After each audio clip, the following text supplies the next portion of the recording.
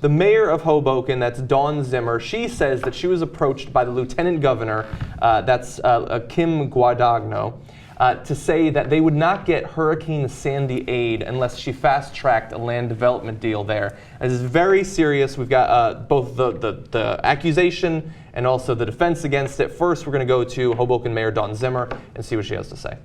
You know, the fact is that the lieutenant governor came to Hoboken. She pulled me aside in the parking lot and she said, I know it's not right. I know these things should not be connected, but they are. And if you tell anyone, I'll deny it.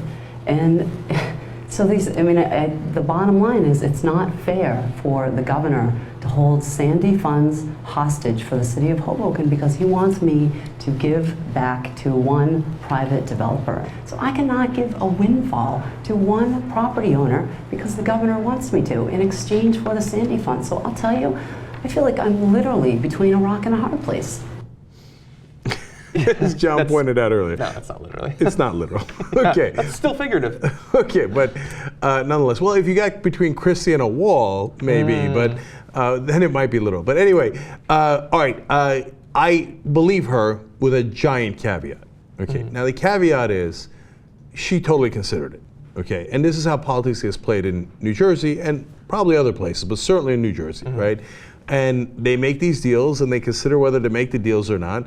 And at the time she thought, I'm not gonna make the deal, but I'm also not gonna burn my bridges and risk my career by outing Chris Christie. Yes. So she put it in her diary, but she kept that diary nice and private. Yes. Okay? So she could have outed him months and months and months ago. Conservatives are gonna criticize her for that, they're gonna be right. And now she jumps into this because she thinks, we got him. Yeah, okay? There's blood in the water. Exactly. Yeah. Yeah, so she was faced with the question of why she waited this long to come forward. Here's her explanation for why that is. I think another skeptical question that might be asked here is, again, this happened, the draft report came back in January, but the threats came in May of 2013, and we're now in January 2014. Why come forward now and not before now? You know, I probably should have come forward then. This is probably the hardest thing that I've ever done. So I probably should have come forward, but I literally, I literally feel like I have to act in the best interest of Hoboken, and I will have to testify. Am I going to stand on the stand and lie? I can't. I know what's going on here. I know that I received a direct message. I know that the Christie administration is connecting the Sandy funds to this Rockefeller project. And why? I do like that. The idea of someone in New Jersey going on the stand and lying. Never. Right. But look, to be fair, I at least understand the point that she's making. She's basically saying there, as honestly as a politician can, before I was kind of covering my ass and I didn't say it, but now I'd have to go on the stand, so I'm not going to go lie and commit a federal crime for Chris Christie when I didn't even do the project. Yeah, right? And when she stands to gain maybe second or third hand, it's not like now she will become governor. Right. Like she wouldn't risk it. Yeah, now look, politically Dawn Zimmer's playing a dangerous game. People can say, hey, listen, you were semi-corrupt in that you didn't out his corruption. Yeah. You considered the deal, you didn't make the deal, but you didn't let us know about it. That's pretty egregious given that he's saying, I want somebody that is a political friend of mine and maybe a financial friend of mine to get paid a lot of money for this deal. Otherwise, I'm going to make the people of Hoboken suffer. As the person representing Hoboken and those residents, when you got screwed, remember they asked for $100 million in Sandy relief. Remember, 85% of Hoboken was underwater. Okay, they needed relief. You know how much Christie gave them? $300,000. Okay, and you didn't say a peep about it. Yeah. So on the other hand, if she comes across as a whistleblower, then maybe she has a moment there to jump into like more of a spotlight. So don't get me wrong, she's playing political games.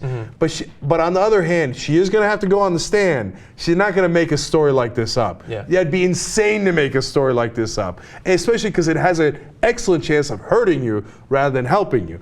And it appears that the Christie gang have been doing these kind of backroom deals and punishments and retributions, whether it's the bridge and not endorsing him, or it's a project like this where a lot of people who fund Chris Christie are going to get that money back. Those are the most important deals. They've been doing this for a long time. Yeah.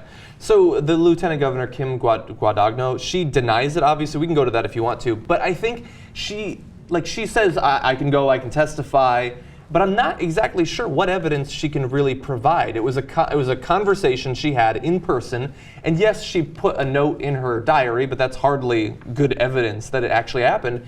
It seems like a difficult, I guess, accusation to make stick without information that she hasn't yet provided. So, like, there has to be more to it. I know, but perception is everything in politics, right? And so, well, also indictments are a pretty big deal too. Okay, and those might be on the way, but already the perception is hurting him big time. Like, we're going to go to video 7 here. Chuck Todd, he's already talked to the large Republican donors, and you have to understand something.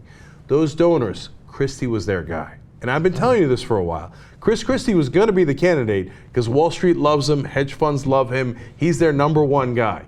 Now, all of a sudden, there's panic. Joe, I heard the same stuff from Republican donors that you did down in Florida.